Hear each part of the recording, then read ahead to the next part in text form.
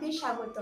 প্রথমেই আমি জানাই সবাইকে রাখি বন্ধন উৎসব ও স্বাধীনতা দিবসের জন্য শুভেচ্ছা। রাখি উৎসব স্পেশাল যে মিষ্টি পর্ব চলছিল, আজকে তার তৃতীয় এবং শেষ পর্ব। আজকে আমি নিয়ে এসেছি খুব সুস্বাদু একটা মিষ্টি, রসমালাই। আজকের আপনাদের এই স্পেশাল দিনটা এই মিষ্টির সাথে আরো স্পেশাল হয়ে উঠুক এই কামনা করি।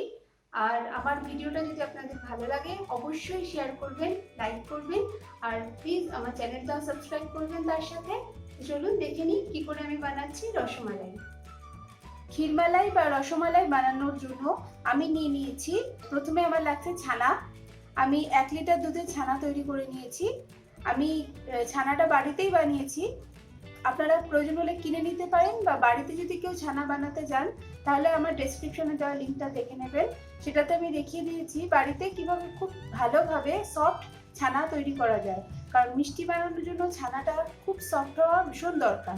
এছাড়া আমি নিয়ে নিচ্ছি চিনি, এলাচ, আর আমার লাগছে ময়দা, কর্নফ্লাওয়ার, গুঁড়ো দুধ আর বেকিং পাউডার। এছাড়া ক্ষীরমালাইয়ের ক্ষীরটা বানিয়ে নেওয়ার জন্য আর বিশেষ যেটা আমার দরকার সেটা হচ্ছে দুধ। আমি 1 লিটার ফুল ক্রিম দুধ নিয়ে নিয়েছি। এবার আমি ছানার মধ্যে 1 চামচ ময়দা আর হাফ চামচ চিনি দিয়ে দেব। চিনিটা আমি মিক্সিতে গুঁড়ো করে নিয়েছি, এতে খুব সুন্দরভাবে ছানার সাথে মিশে যাবে। আর 1 চিমটি বেকিং পাউডার দিয়ে দেব। যারা নতুন নতুন মিষ্টি বানাচ্ছেন তারা এটা নাও দিতে পারেন, আর এটা দিতেই হবে তার কোনো মানে নেই, তবে দিলে খুব নরম হয়। এবার আমি এটাকে খুব সুন্দর করে মেখে নেব।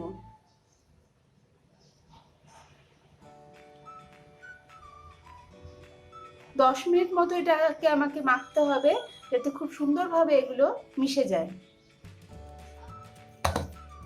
ছানাটা মাখার সময় এইভাবে চেপে চেপে ভালো করে মাখতে হবে, যাতে খুব সুন্দরভাবে এগুলো মিশে যায়।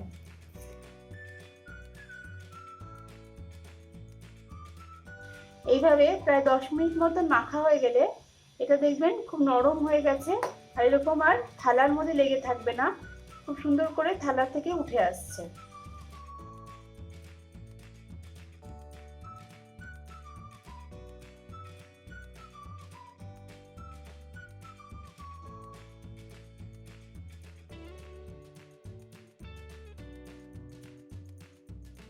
এবার আমি এরকম ছোট ছোট ছানার অংশ নেব, নিয়ে হাতে একটুখানি ঘি মাখিয়ে নেব। এটা অপশনাল, আপনারা করতেও পারেন নাও করতে পারেন।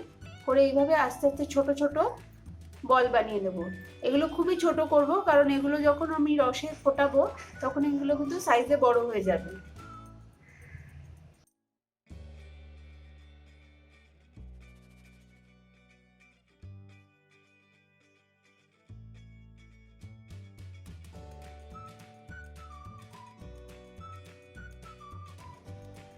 গোল বা অল্প লম্বাটে আপনারা ইচ্ছে মতন করতে পারেন। গোল করার সময় দেখবেন যেন ফাটল একদমই না থাকে।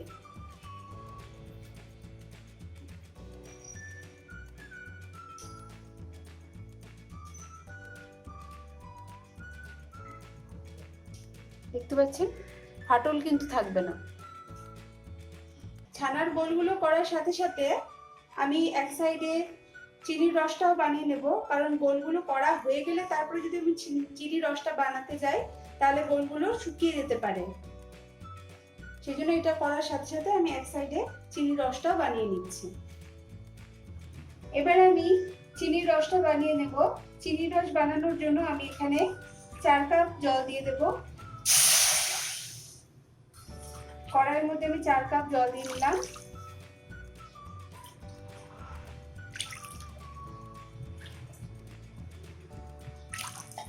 আর আমি 1.5 কাপ মতো চিনি দিয়ে দিলাম।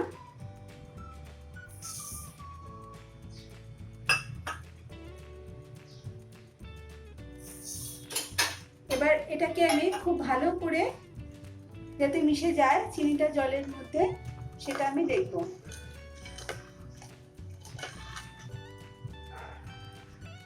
দেখতে পাচ্ছেন আমি সব গোলগুলো বানিয়ে রেখেছি, ফাটল কিন্তু একটাতেও নেই। এইভাবেই বানাতে হবে। আর ততক্ষণে আমার চিনির রসটাও হয়ে গেছে। এবার এগুলো আমি রসের মধ্যে দিয়ে দেব। দেখতে পাচ্ছেন চিনি পুরোপুরি গলে গেছে, চিনির শিরাটা রেডি হয়ে এসেছে। এবার আমি এর মধ্যে ছানার গোল বলগুলো দিয়ে দেব। আমি খুব বেশি জল নিইনি, কারণ ছানার গোল বলগুলো তো ছোট ছোট সাইজের, তাই খুব বেশি জলও লাগবে না। এবার আমি এর মধ্যে একটা একটা করে সব বল দিয়ে দেব।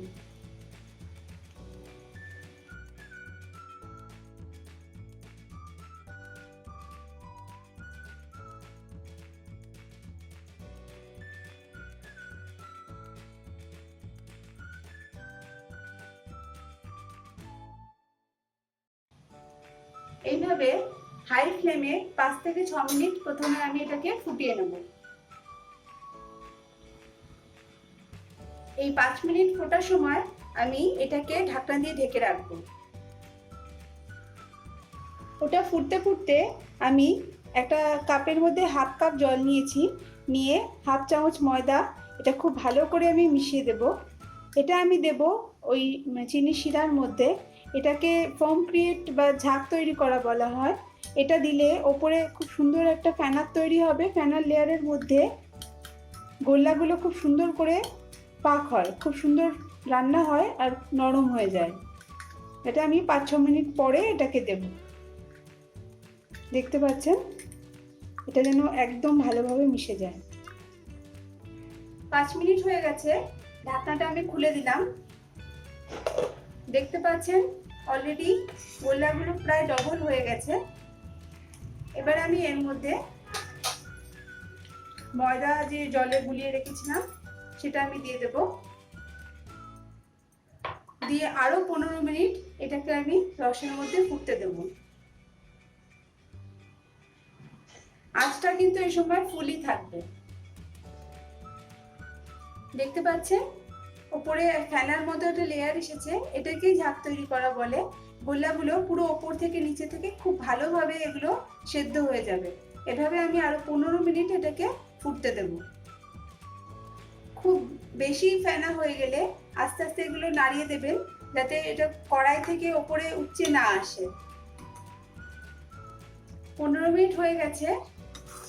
দেখতে পাচ্ছেন এগুলো খুব ভালো করে ফুলে গেছে আর সফট হয়ে গেছে। খুব সাবধানে এগুলো নাড়াতে হবে, না হলে ভেঙে যেতে পারে।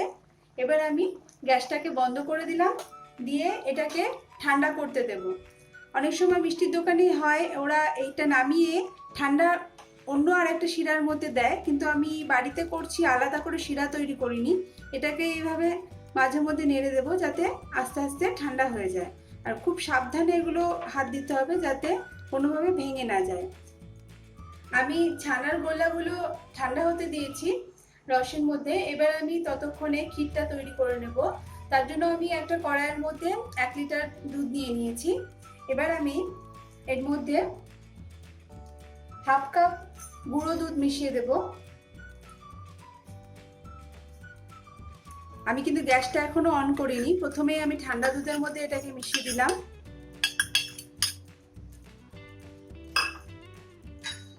খুব ভালো করে এটা আগে মিশিয়ে নেব যাতে কোনো দলা না থেকে যায়। দেখতে পাচ্ছেন আমি একটু সময় দিয়ে খুব ভালো করে গুঁড়ো দুধটা এই দুধের সাথে মিশিয়ে নিয়েছি যাতে একটু দানা না থাকে। এবার আমি গ্যাসটাকে অন করে দেব।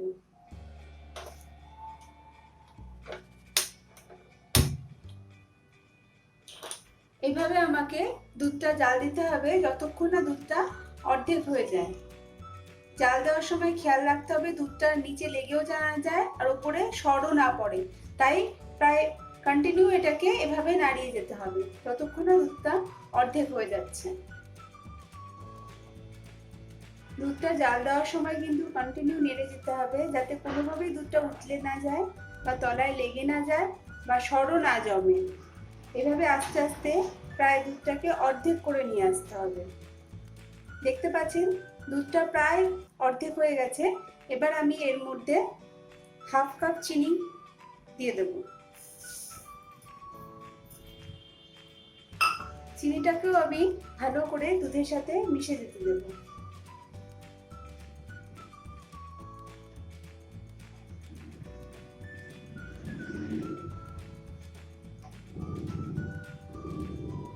এই সময় আমি দুধের মধ্যে দুটো এলাচ দিয়ে দেবো। এই এলাচ দুধের মধ্যে, ক্ষীরের মধ্যে খুব সুন্দর একটা স্মেল আসবে। আমি এলাচটা পরে তুলে নেব।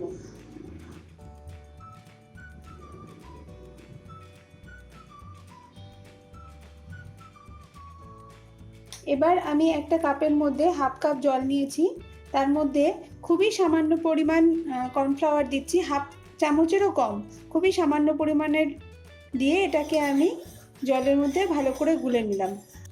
দেখতে পাচ্ছেন ক্ষীরটা রেডি হয়ে গেছে। দুধটা অনেকটা পরিমাণে কমে এসেছে, শুধু তাই না একদম ঘনও হয়ে গেছে। আমি এবার এই এলাচগুলোকে তুলে নেব। দুধের মধ্যে এলাচের খুব সুন্দর গন্ধ চলে এসেছে।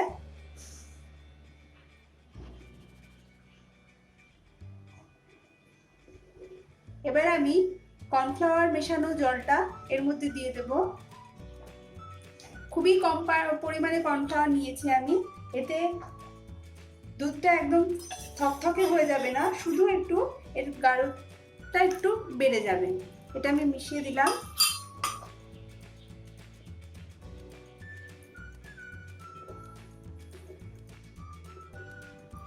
দিয়ে আরো 2-3 মিনিট এটাকে আমি একটু ফুটিয়ে নেব। যদি এইটা মিষ্টিটা রেডি হওয়ার সাথে সাথেই খাওয়া হয়, তাহলে দুধটাকে আরো বেশি ঘন করে নিতে হবে, ক্ষীরটা আরো বেশি ঘন করে নিতে হবে। কিন্তু যদি এটা 4-5 ঘন্টা বা তার বেশি সময় ফ্রিজে রেখে পরের দিন খাওয়া হয়, তাহলে কিন্তু এটাকে আর বেশি ঘন করা যাবে না। তাহলে কিন্তু এটা একদম জমে যাবে, তখন এটা অতটা ভালো টেস্ট থাকবে না। তাই আমি এটাকে এখনই বন্ধ করে দেব। ক্ষীরটা আমার রেডি হয়ে গেছে। এরকম থাকা অবস্থাতেই আমি এবার এটাকে বন্ধ করে দিলাম। বন্ধ করে আমি এটাকে ঠান্ডা হতে দেব। মিষ্টিগুলো ঠান্ডা হয়ে গেছে। এবার আমি এগুলোকে একটা ছেঁকনির মধ্যে নিয়ে আস্তে আস্তে করে পুরো রসটাকে ছেঁকে নেব।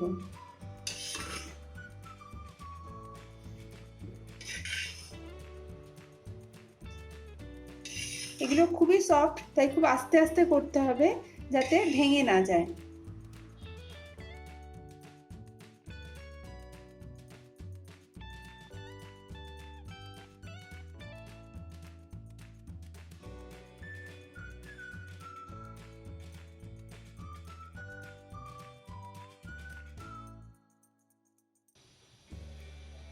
দেখতে পাচ্ছেন, এবার হালকা হাতে এগুলো একটু একটু চেপে দেবো যাতে রসগুলো পুরোটা পড়ে যায়। খুব বেশি জোরে চাপা যাবে না, তাহলে ভেঙে যেতে পারে। এবার আমি অন্য একটা পাত্রের মধ্যে মিষ্টিগুলোকে নিয়ে নেব।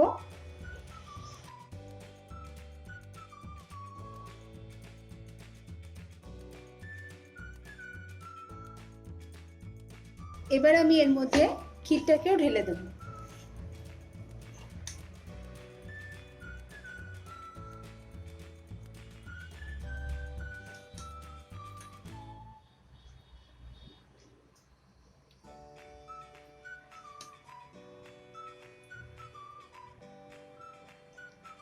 আধ ঘন্টা মতো 1 ঘন্টা মতো সময় এটাকে রাখতে হবে, তাহলে রসগুলো খুব ভালোভাবে মিষ্টির মধ্যে ঢুকে যাবে। তারপরে আমরা খেতে পারি, বা প্রয়োজন হলে আপনি ফ্রিজে রেখে ঠান্ডা করেও খেতে পারেন। এটা এখন জাস্ট রেডি হয়ে গেছে।